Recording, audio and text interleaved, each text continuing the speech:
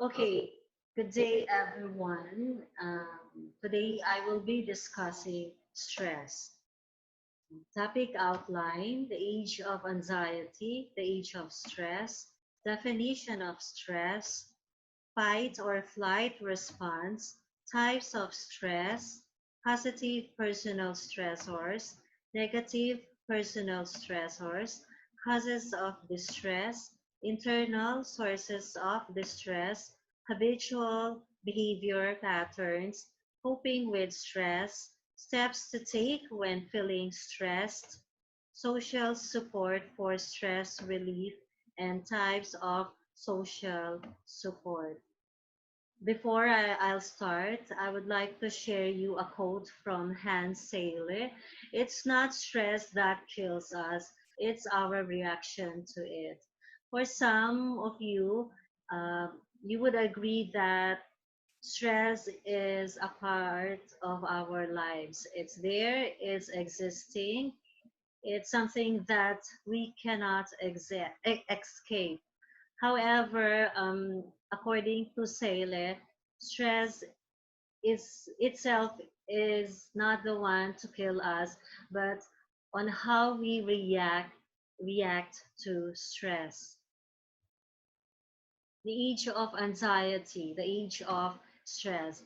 As we are witnessing technology bringing enormous positive impact in human life, we are also living dangerously at the level of our mind. Physically, we have improved a lot. We have amassed all the wealth and facility to make ourselves the most comfortable generation ever. On the flip side, all these technological disruptions have silently given birth to a new era altogether, especially the working class is the main victim, which is more self inflicted. Though technology is very useful, especially in our situation right now with the ACQ, it has a positive impact. It is very useful. However, technology is also a factor causes that can cause anxiety or stress. Uh, with technology, we were able to improve ourselves, our lives. One click away, information is provided. It made our life easier, comfortable. However, like what I've said, it has a downside. It could also be dangerous. What the scholars has to say about the current generation. Peter Drucker, who is the father of modern management, says that it is the age of discontinuity, that is a period of disruption and discontinuity in which the structure and meaning of economy, polity, and society have been radically altered. So the current generation um, is a stage of discontinuity. That means there is an alteration in the normal process.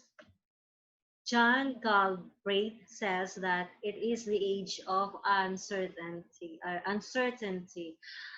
which means if the current generation is unpredictable. Dr. Karl Albrecht describes the current age to be the age of anxiety, the age of stress.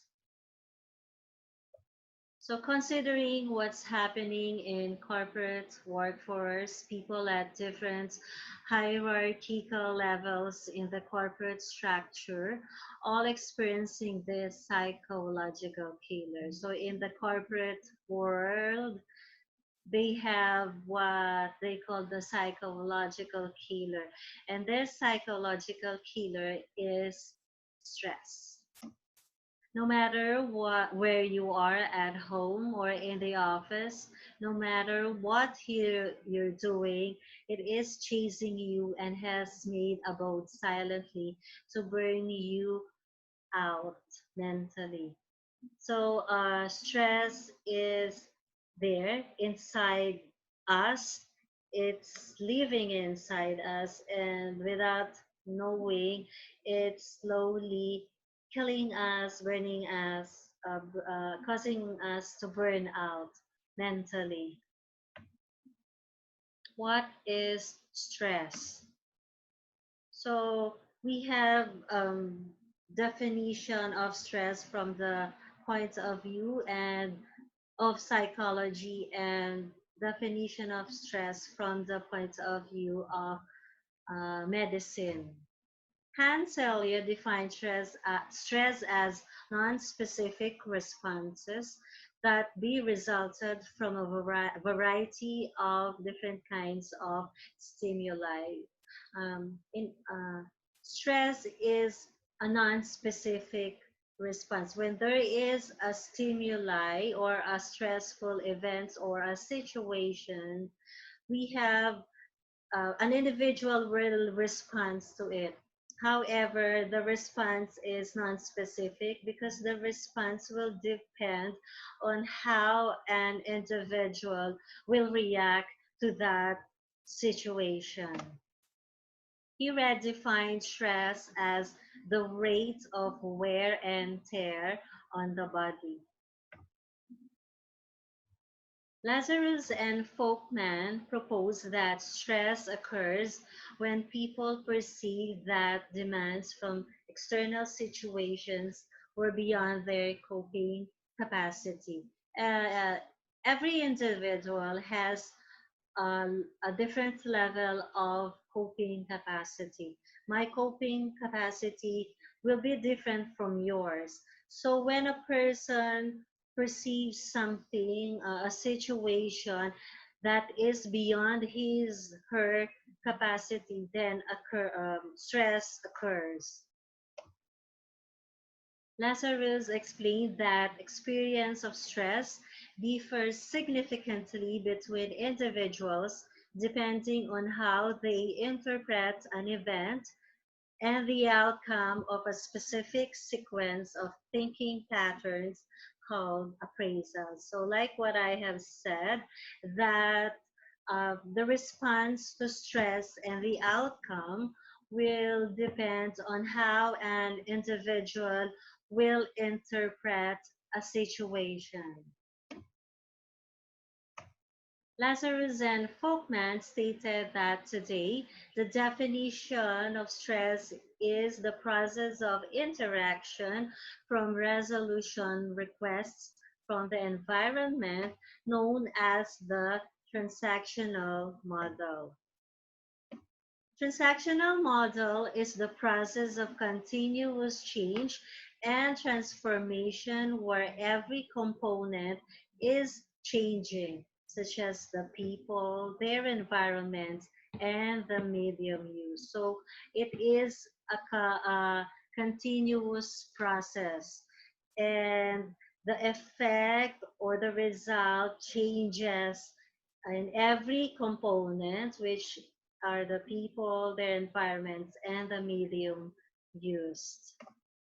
It assumes the communicators to be independent and act any way they want. For example, in a situation, every individual will react to the same situation differently and independently, because every person has a different way of interpreting and responding to a situation. So we're done discussing this definition of stress from the point of view of psychology. Let's now go to the definition, the medical definition of stress. Stress is a physical, mental, or emotional factor that causes bodily or mental tension. Stress can be external, that is, stress has two sources or factors, external and internal. Among the external factors are the environment, psychological, or social situations. Internal sources or factors such as illnesses or a person undergoing a medical procedure. Stress can initiate the fight or flight response, a complex reaction of neurologic and endocrinologic system. So how the fight or flight response works. So, fight or flight response is also called acute stress response.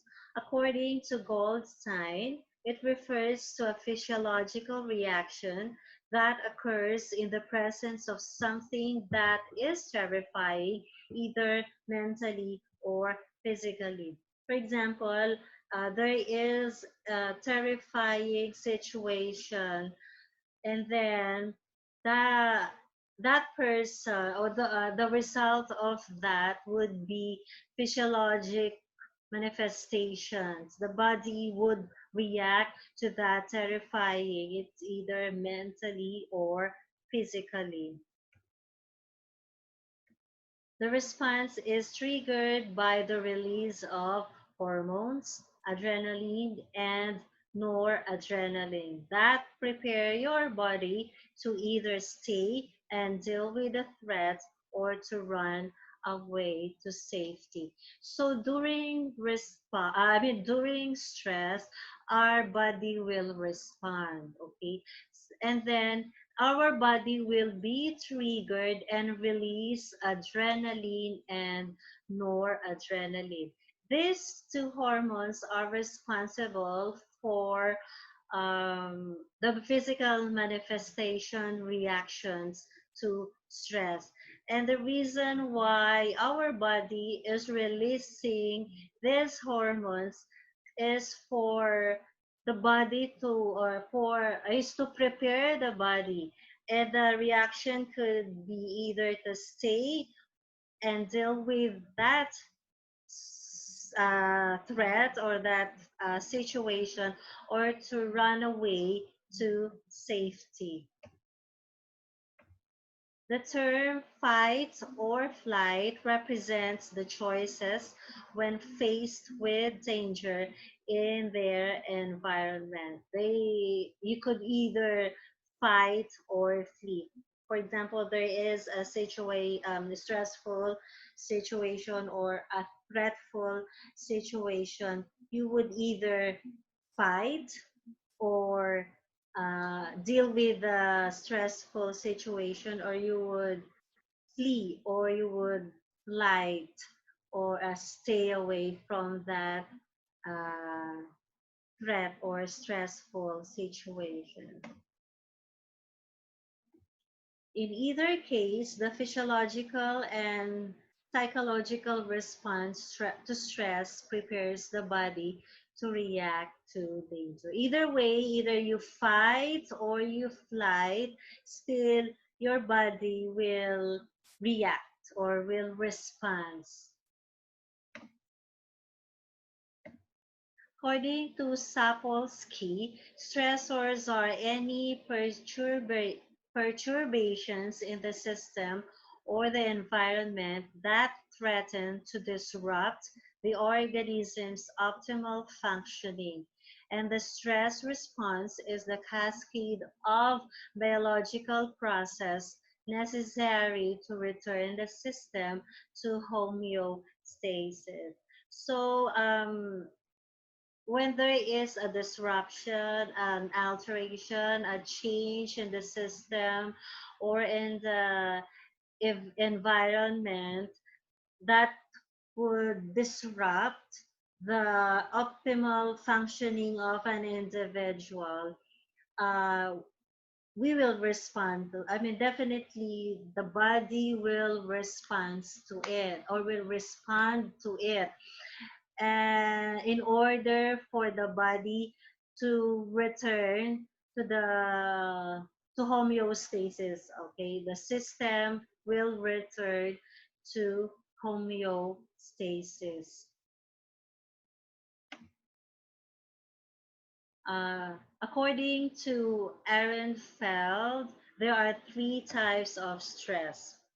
First is acute stress. You know the feeling when you're behind a seemingly all important deadline, and then you get a call from your child's school asking you to come by, or you barely miss a serious car accident. So meeting deadline is a stressful situation, especially at work.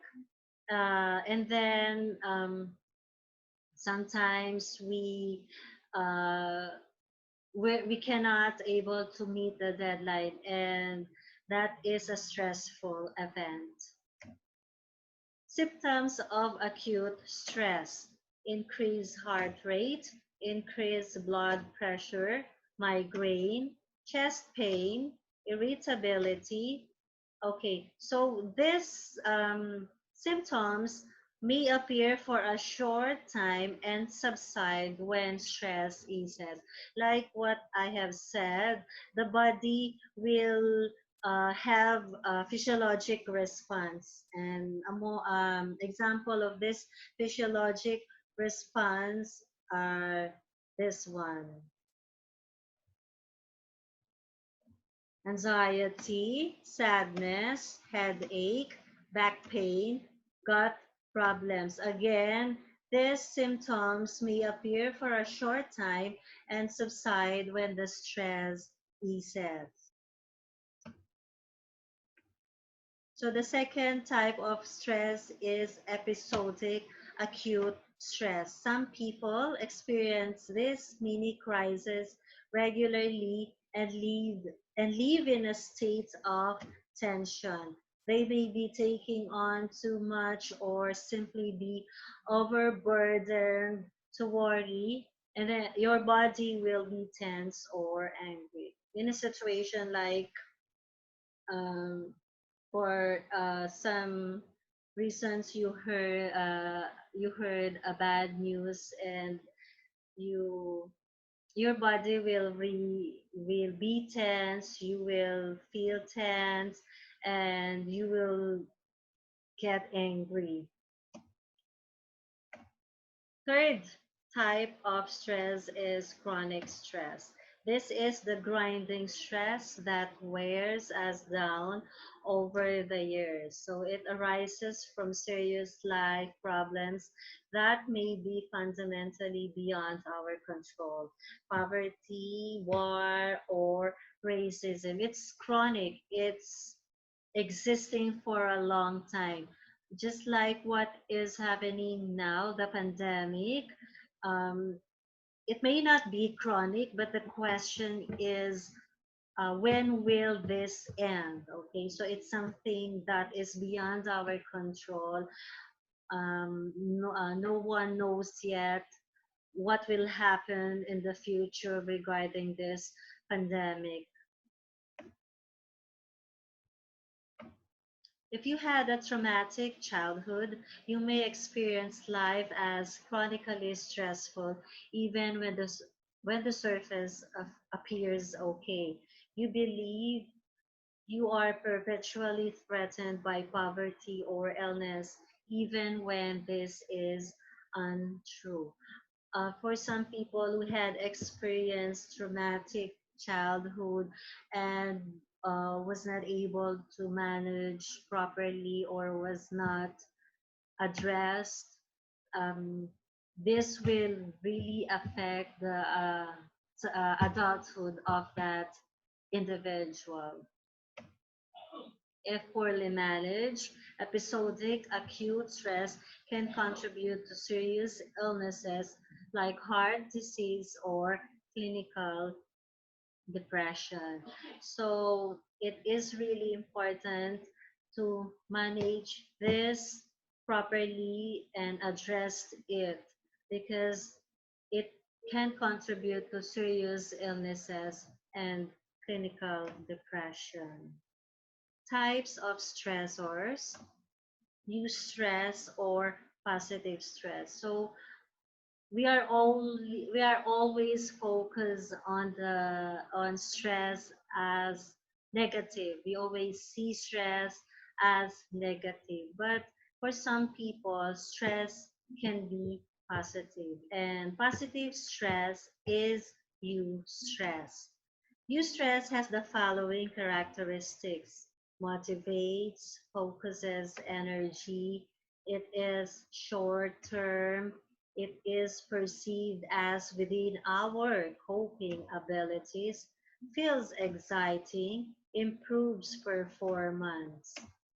Okay, so when we say perceive within our coping abilities, like uh, what I have discussed, that stress occurs if a person perceives a situation that is beyond his or her coping abilities. But with eustress or positive stress, even though there is a stressful situation, the person um, perceives it within his or her coping abilities. Second type of stressor is distress or negative stress. It has the following characteristics: causes anxiety or concern, can be short term or long term, perceived as outside of our coping abilities, feels unpleasant, decreases performance, can lead to mental and physical problems. So in here, negative stress, it is perceived outside of our coping abilities. So the person perceives a situation that is beyond his coping abilities. And negative stress should not be taken for granted because it can lead to mental and physical problems. Positive personal stressors. So stressors are the stimuli or the one causing stress.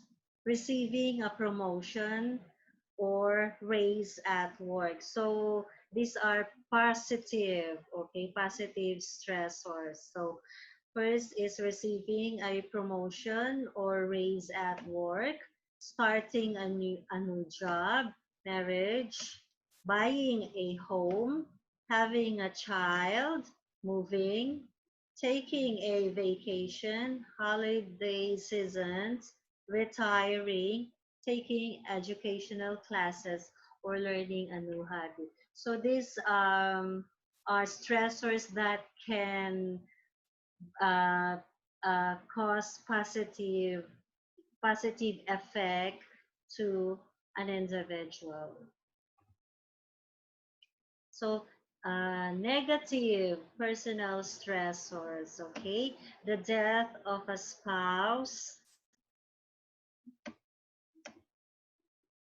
filing for divorce, losing contact with loved ones, the death of a family member, hospitalization could be you or a family member, injury or illness, and this could be you or any family member or someone from your family, being abused or neglected. Neglect is a serious issue because for some people they are really neglected, and it is important to address this properly. uh, Another negative personal stressor, separation from a spouse or committed relationship partner, conflict in interpersonal relationships, bankruptcy, money problems, unemployment, sleep problems, children's problems at school, legal problems. Okay, with money problems, this is also an important or serious issues because some people, the reason why they commit suicide is because of money problems. So it is really a serious issue. And unemployment, especially if you are the breadwinner or of the family and you are unemployed, you have no job, so it's really a stressful situation. Sleep problems, for some people they could hardly sleep, they have sleep problems. If you experience this, if you were able to sleep just like a few hours, 1 or 2 or 4 hours, when you get up or wake up in the morning, you feel different, you feel weak, your mood is down. That is the reason why sleep is really important. As much as possible, if you can sleep at least 7 hours is a good way to fight stress. Causes of distress. So, one cause of distress is work and employment. Excessive demands, job insecurity, conflicts with teammates and supervisors, inadequate authority necessary to carry out tasks. So, excessive job demands for some company, they're giving too much work that is beyond the capacity of the person, or work that is no longer within the job description of the person, and on the part of that person it would really cause stress.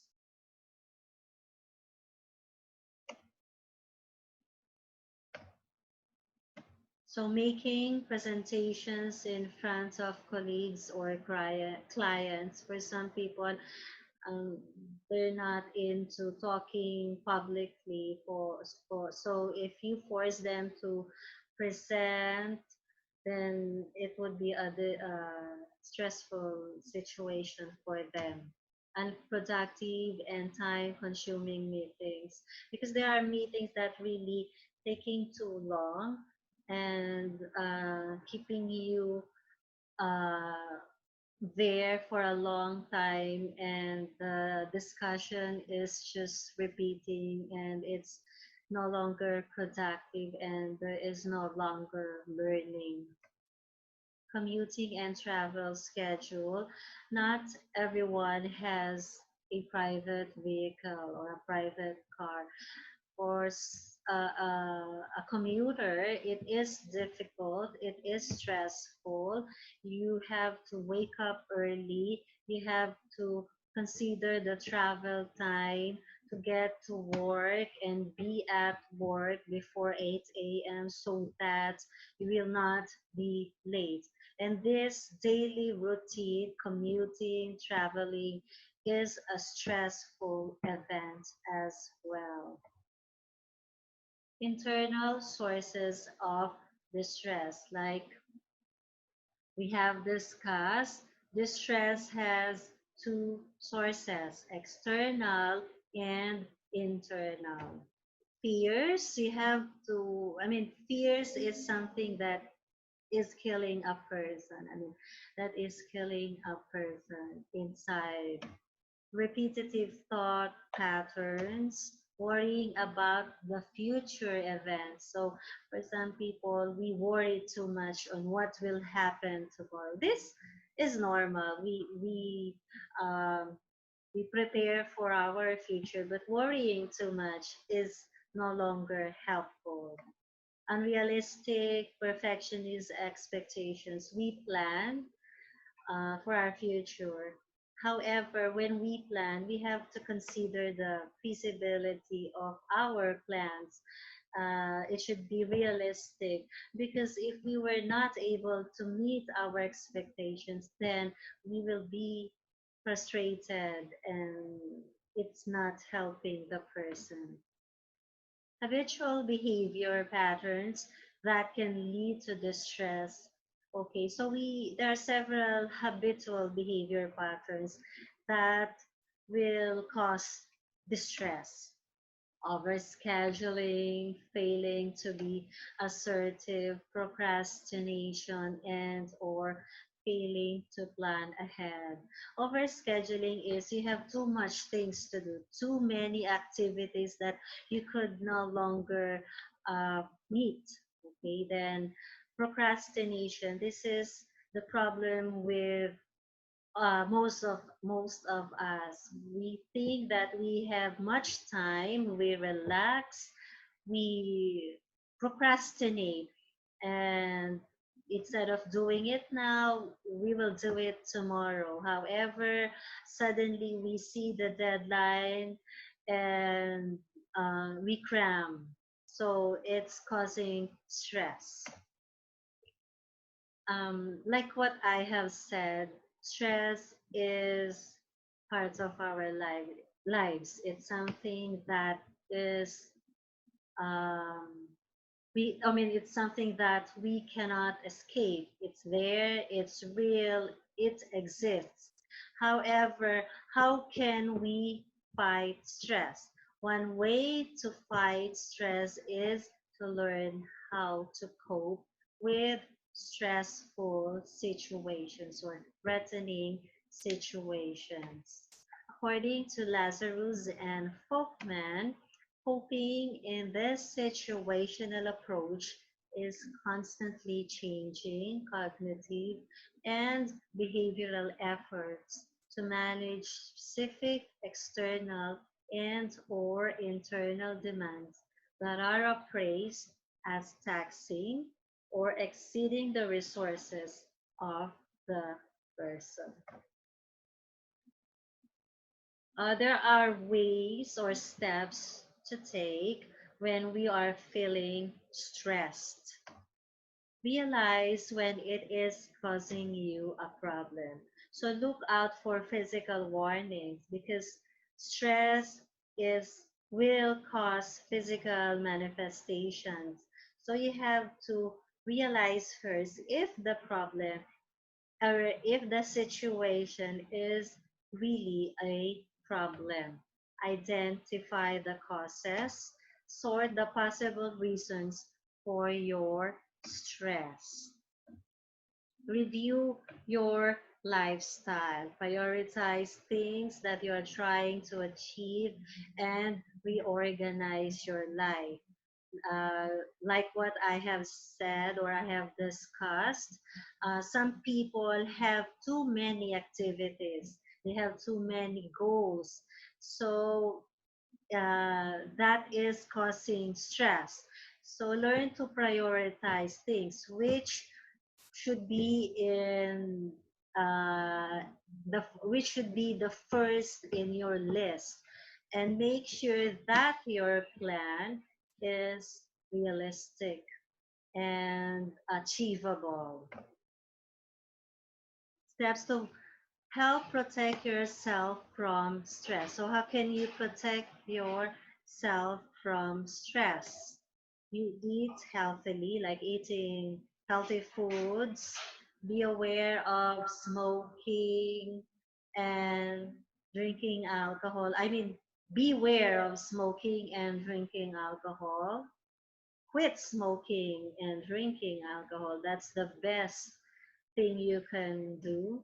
Exercise, take time out, take time to relax. So after working for 5 days or 6 days, you spend some time for yourself. Spend some time to relax, go out, chill, spend time with your family, uh, with your friends. Pamper yourself.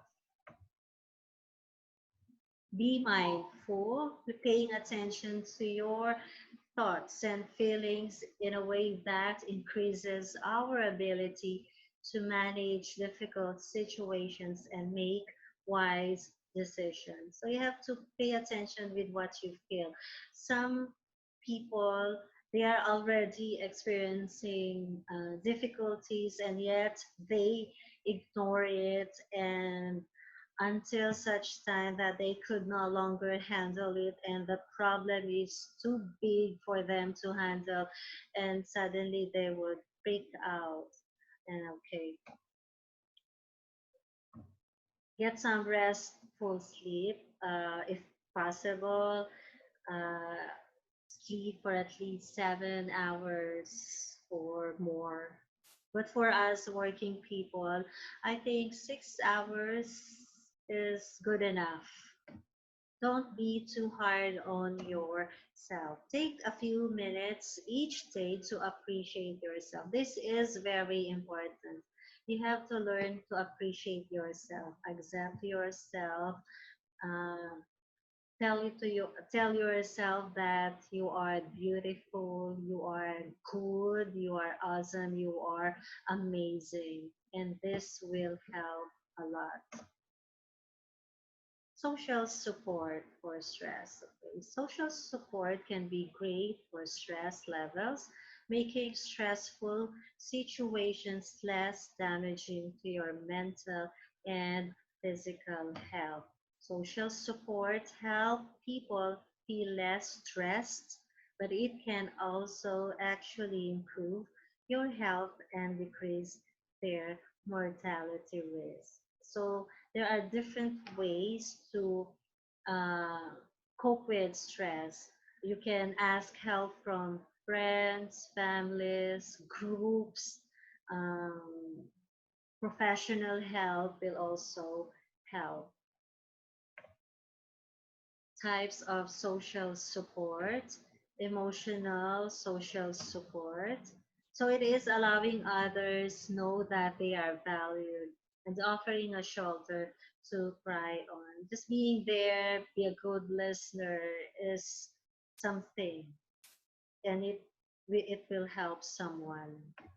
Informational social support. It is sharing of advice or information that can help someone who is experiencing stress. Okay, for example, that person is experiencing the same situation you had experienced. You could probably give some advice, help that person boost his uh, esteem, self-esteem. Types of tangible social support. It is sharing resources, either material or financial.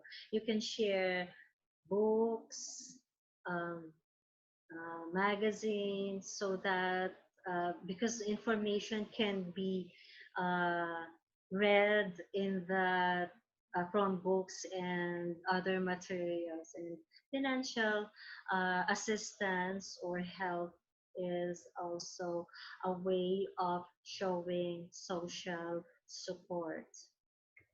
Belonging social support. It's including friends in the group and spending time with friends who need support and may feel alone. Because there are situations that you cannot do it by yourself. You need others, you need help. And asking for help in times of stressful situations or in difficult times is something you have to do. It's something that can help you, because these people can guide you and can give you information that will help solve the situation. Okay, that ends my report. I hope you have learned something from it. Good day, everyone.